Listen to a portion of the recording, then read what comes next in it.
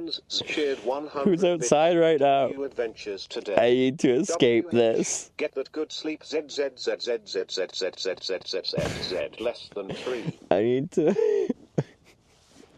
I need to leave. Who's doing something? Give me a streamer.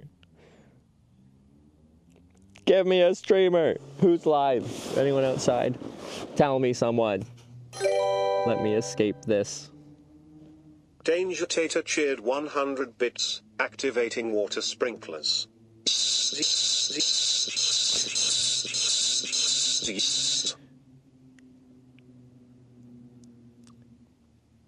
Okay,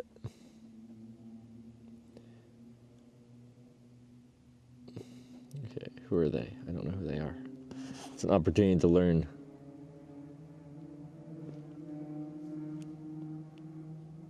What is this?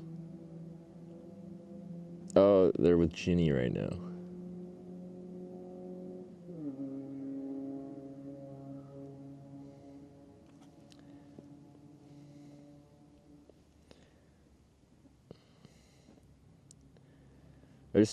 Are they going to be up for a while? Because it's late in Europe. Fashion show or something?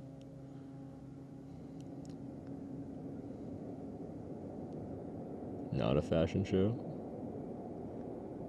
Hachu, I rated Hachu in Brazil like a couple days ago.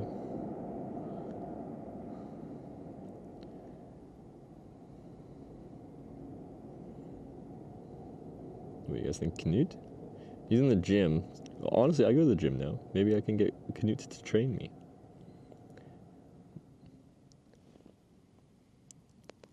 This doesn't look like a gym. That looks like a table in a house.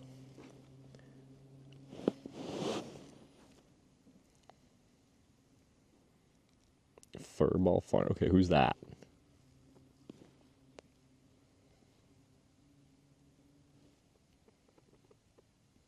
That's a Sarah raid.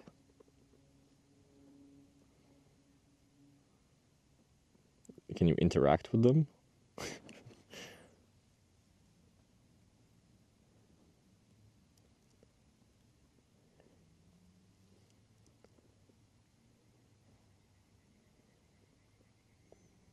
Just rate Sarah. Sarah's sleeping because she has a normal sleep schedule. Well, I'm just so indecisive. Want someone like doing something outdoors-y. Yes. That's hard to find. Okay, no. Okay. Browse categories. I'm gonna go to the dead category. Travel and outdoors. Oh, IRL. Okay.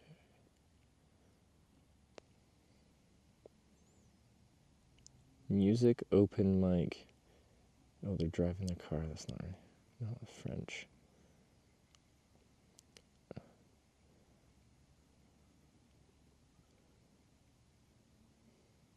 Streamer van trip day 2. Van trip? Is that a van? Are they in a van?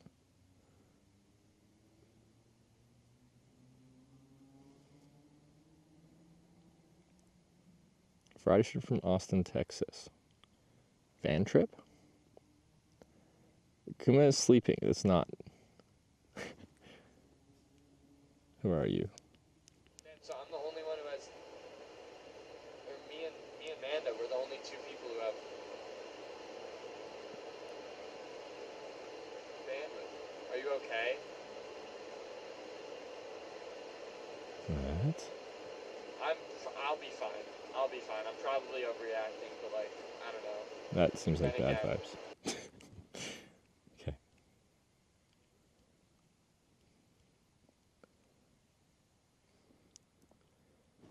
Homestaying Alaska, a 30 show, okay.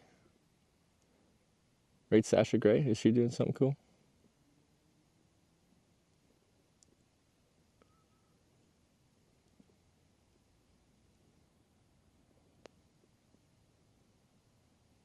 Oh, this person's in Banff?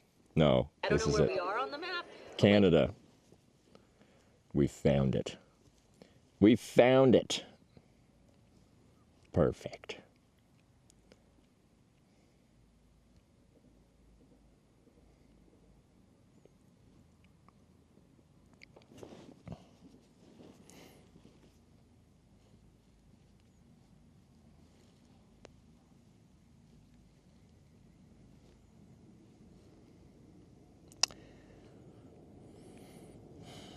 Cool. Sorry, that took a moment. I need to find the right raid, okay? Usually just find some of my follow list, but now my follow list was giving me the IRL vibe I needed at this exact moment. So, we found it eventually. Okay. That is the end of Hitchhiking and TwitchCon Day 8. We made it about 250 kilometers. We got stuck at Copenhagen International Airport for a while. But we made it from Sweden to Denmark. Got like 5 rides or something today. Real nice. I had a really good time. The latter half of the day, once we got start actually hitchhiking, that was so much fun. Love hitchhiking. It's a good time. I hope you enjoyed the stream. I enjoyed creating the stream. You guys trolled me with a bunch of sounds. That was fun. Good times. Dinner was nice. Had some good food. Went to McDonald's. Gotta love it. Real good day. Anyway, I'm sending you guys to Banff, Alberta. I live in Alberta, in Canada. That's cool. You don't see many streams in Canada, honestly. But yeah, enjoy a little Banff action. I'll be back on tomorrow morning, hitchhiking towards Germany. We're getting closer, both in how much time to the convention and everything. Okay, good night, bye. Oh, it was beautiful.